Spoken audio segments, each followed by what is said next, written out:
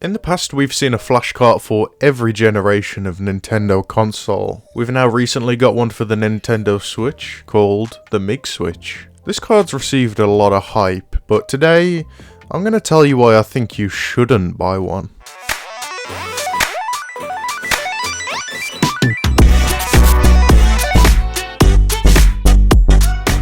Just like every other Nintendo flash cart, the Mig Switch uses a micro SD card to store games. So simply drag and drop your ROM files onto the SD card and start playing. Ha, you wish.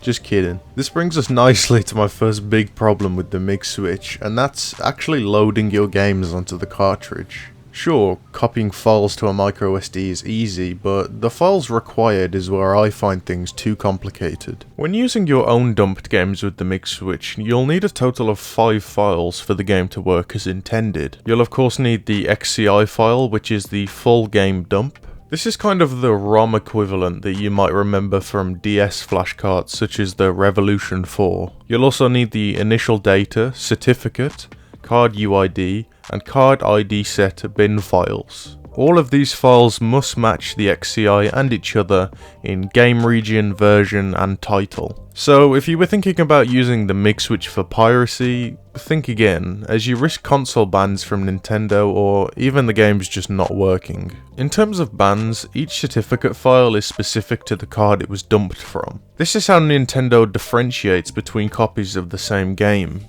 If two consoles are playing online using the same certificate file simultaneously, both consoles risk getting banned. Now, this may sound like an issue that only affects pirates, but this isn't exactly true. I believe that this is a big enough issue to affect a large percentage of the used Switch game market, and here's why.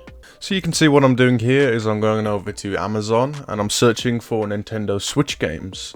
So what someone technically could do is buy a Switch game from Amazon, and once they've bought it, for example Zelda Tears of the Kingdom, they could then dump the game using either their Mig Switch dumper, or they could use the app on their modded Switch, and they could return the game to Amazon. Now this becomes an issue because if Amazon accept the return for the Nintendo Switch cartridge, which they mostly always do, Amazon's return policy is very weird. That returned item will then be resold onto someone else, which means if someone buys this game, even at a discounted price, which is definitely an incentive for people, then that Nintendo Switch cartridge will be being used in 2 places. It will be being used on the modder's console on their Mig Switch, and it will be used with the legitimate cartridge on whoever bought the returned item. This is a big issue because this certificate file will be online twice at the same time. So if these 2 people play the game simultaneously, there's a risk that both Nintendo Switch consoles could get banned.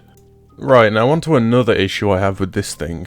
Switching between games requires you to push the cartridge in and out of the console. Now, not only is this really annoying, especially when you have a large library of games, but I have very big concerns that this is going to wear out the game port over years of playing.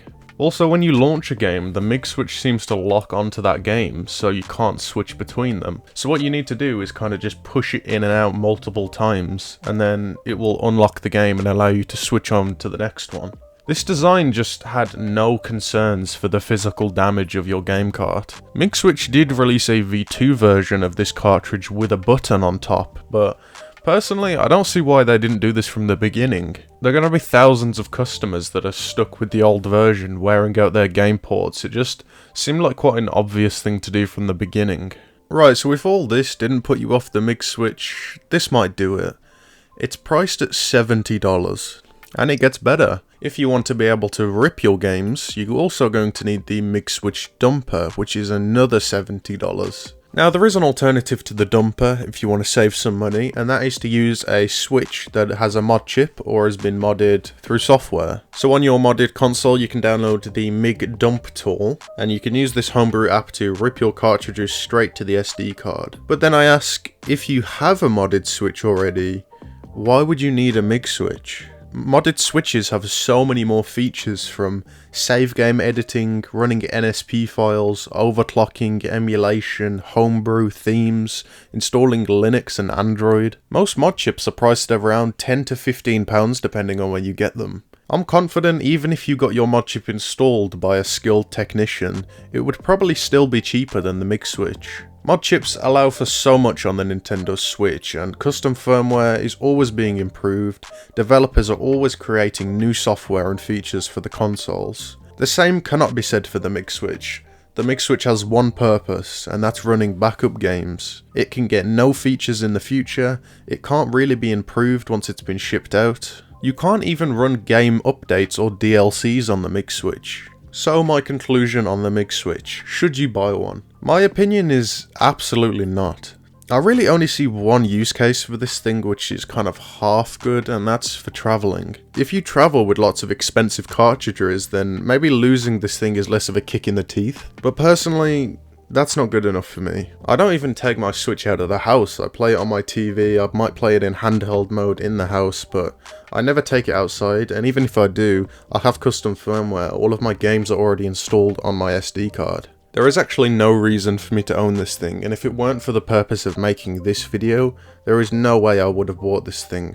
And if for some reason you are thinking about buying this thing, good luck. Some resellers have already been taken down by Nintendo, and you risk purchasing from a seller who might get shut down before fulfilling your order. For example, Modded Hardware had customers waiting for their Mig Switches and they got shut down. Now the customers are stuck without their Mig Switches, and they've also lost their money. So my final conclusion, even if you can get a Mig Switch, I don't think you're going to be very happy with it. I just can't recommend this. There is no use case that I think this thing is even worth the price tag. Maybe if this thing was in the future and it was $10 and there was lots of clones and it was on AliExpress, it might be something cool to mess around with. But this tiny cartridge being sold for $70 minimum without the dumper is just not something I can recommend. And that concludes my review of the Mig Switch. Personally, I think you guys are better off running custom firmware on your Switch or just not modding it at all. For the price of this cartridge, I honestly think you'd be better off just buying legitimate Nintendo cartridges. The Mig Switch is a cool concept, but I think just the lack of functionality is its downfall. I'm interested to see if other companies can make this kind of concept better. I know there's a competitor to Mig Switch called Unlock Switch, so maybe I'll take a look at their cartridges one day.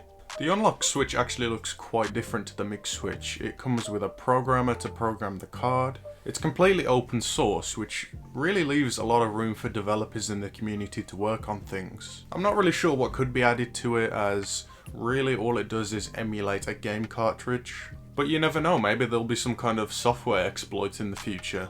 If you guys want me to take a look at the Unlock Switch, then I'll definitely do that. For now, thanks for watching. Make sure to leave a comment down below and let me know what you think of the Mig Switch. And click that subscribe button and I'll see you next time.